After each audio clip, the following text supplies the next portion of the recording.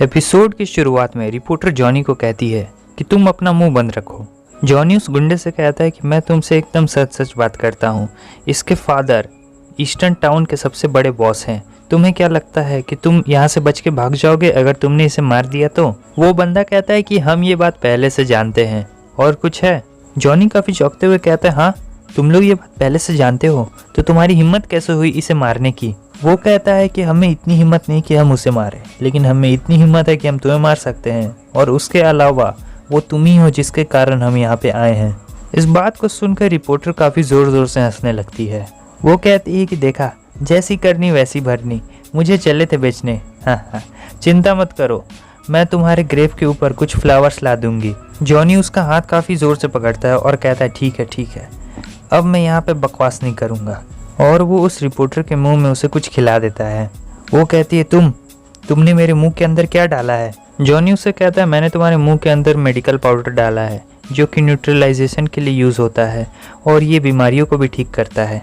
उसके बाद जॉनी अपना हाथ उठाता है और कहता है कि नीचे झुक जाओ। तो वैसे ही वो जो सारे गुंडे होते हैं वो नीचे गिर जाते हैं और वो रिपोर्टर सोच रही होती है कि आखिर ये सब क्या हो रहा है। वो कहती है कि ये सारे बदमाश एक साथ नीचे गिर गए। जैसे ही उस गधे ने अपना हाथ उठाया, उनमें से एक बदमाश कहता है कि ये क्या हो रहा है, मैं हिल क्यों नहीं पा रहा हूँ? और वो लोग कह रहे होते हैं कि मुझे ऐसा महसूस हो रहा है कि मेरी सारी एनर्जी खत्म हो चुकी है।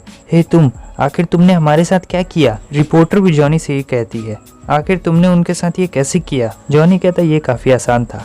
मैंने पाउडर को चारों तरफ फैला दिया बिना उनके जाने ही। मैंने वो तब किया जब वो लोग दरवाजे से अंदर आ रहे थे। मैं तो बस थोड़ा सा टाइम ले रहा था ताकि वो पाउडर अपना असर दिखाने लगे, लेकिन मुझे ये नहीं पता था कि तुम काफ़ी दूर थो। अब जॉनी खड़ा हो जाता है और कहता है कि तुम लोगों को किसने भेजा है मुझे मारने के लिए?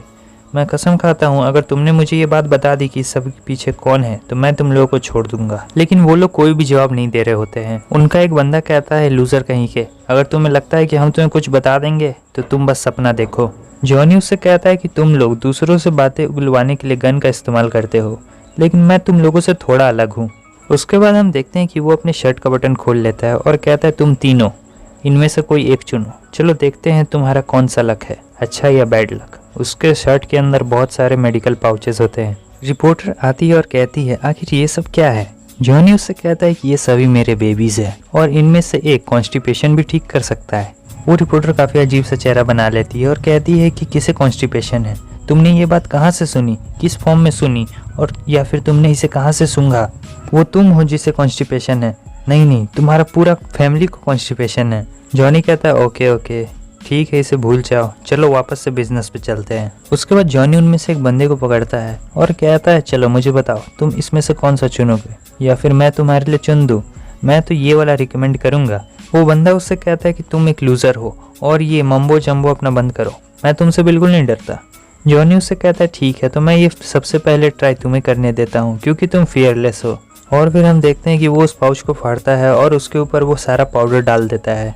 जॉनी उससे कहता है कि मैंने अभी तक इस पाउडर का यूज़ नहीं किया था, तुम अपने आप को लकी समझो।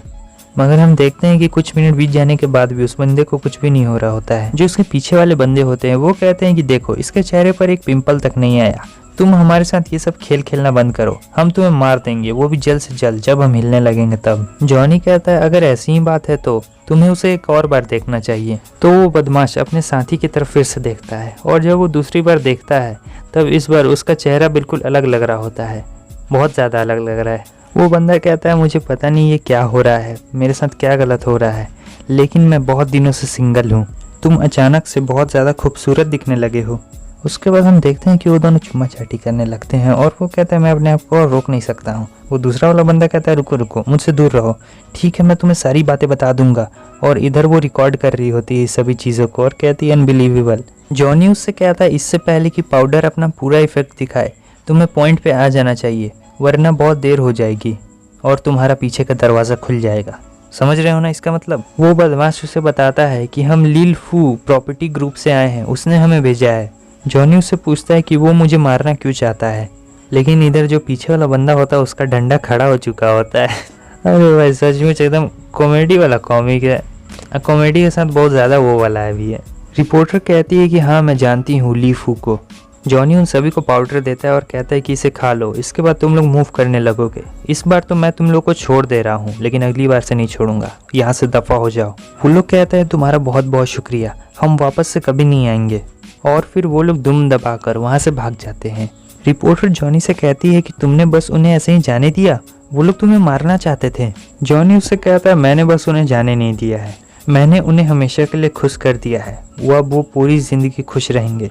इधर हम देखते हैं कि वो लोग भागते भागते किसी जंगल में आ जाते हैं। उनमें से एक बंदा कहता है कि उस दवाई को खाने के बाद मुझे बहुत अजीब अजीब सा फील हो रहा है। शायद आप लोग समझ गए होंगे कि आगे क्या होने वाला है उनके बीच में। तो बस हमारा ये एपिसोड भी यहीं पे ख़त्म होता है। वीडियो अच्छा लगा लाइक करते हैं, नए हैं तो सब्सक्राइब करते हैं। बाय।